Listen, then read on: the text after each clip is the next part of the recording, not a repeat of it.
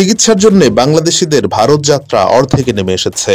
অসুস্থ বাংলাদেশিদের উন্নত চিকিৎসার জন্য ভারতমুখী যাত্রা ৬ মাসের ব্যবধানে ব্যাপকভাবে কমে যাওয়ায় বৈদেশিক মুদ্রার ভারতমুখী প্রবাহেও ভাটা পড়েছে। তুলনামূলকভাবে নির্ভরযোগ্য ও উন্নত চিকিৎসার প্রত্যাশায় প্রতিবছর গড়ে প্রায় ১৫ লাখ বাংলাদেশি ভারতে চিকিৎসা নিতে যাচ্ছিল।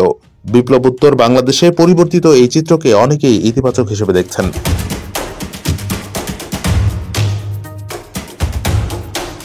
গত ৫ই আগস্ট শেখ হাসিনা পালিয়ে যাওয়ার মধ্য দিয়ে আওয়ামী লীগ সরকারের পতন হলে বাংলাদেশিদের জন্য ভিসা প্রদান সীমিত করেছে ভারত সরকার।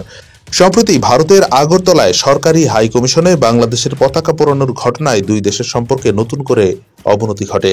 এক পর্যায়ে আনুষ্ঠানিকভাবে ভিসা সেন্টারের কার্যক্রম বন্ধ করে দেয় দেশটি। সীমিত পরিসরে চিকিৎসা ভিসা পাওয়া গেলেও তা হাতে গোনা। জানা গেছে, বর্তমানে ভারতীয় হাই কমিশনের মাধ্যমে ও বিভিন্ন সংস্থার ভিসা প্রসেসিং সংস্থার মাধ্যমে অনেক চেষ্টা তদবিরের পর সীমিত সংখ্যক ভিসা মিলছে। কেউ কেউ নানা চেষ্টার পর পেলেও অধিকাংশই পাচ্ছেন না। ফলে আপাতত দেশের চিকিৎসায় নির্ভর করতে হচ্ছে রোগীদের।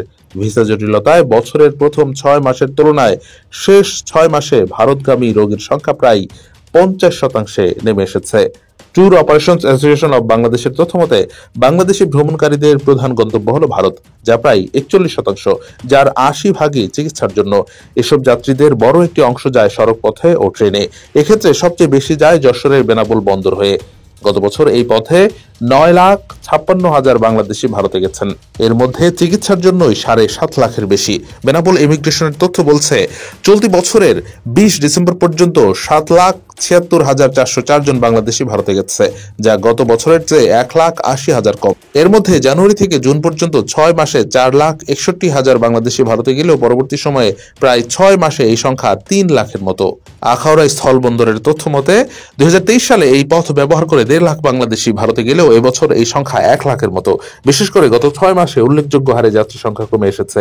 যেখানে জানুয়ারি থেকে জুন পর্যন্ত গেছেন ৬৬,০০০, সেখানে পরের ৫ মাসে তা ৪০,০০০-এর ঘরে। যাত্রী কমেছে আকাশপথেও, যদিও ঠিক কতটা কমেছে তার সঠিক তথ্য জানা সম্ভব হয়নি। তবে দ্য ইকোনমিক টাইমসের এক প্রতিবেদন অনুযায়ী ভারতগামী বিমানের ট্রিপগুলোতে যাত্রীর চাপ প্রায় ৫০% কমেছে। বাংলাদেশিরা বিদেশে চিকিৎসার জন্য বছরে $৫ বিলিয়ন বেশি খরচ করছে, কারণ এসব দেশে স্বাস্থ্যসেবা ব্যবস্থা বাংলাদেশের তুলনায় উন্নত। তবে এই খরচের বড় অংশ আনুষ্ঠানিকভাবে পাঠানো হয়, যা দেশের বৈদেশিক লেনদেনের উপর যথেষ্ট চাপ তৈরি করে। উন্নত চিকিৎসার জন্য বিদেশগামীদের এই প্রবণতা দেশের চিকিৎসা ব্যবস্থার সীমাবদ্ধতা ও বিশেষায়িত চিকিৎসার অভাবের দিকটি স্পষ্ট করছে।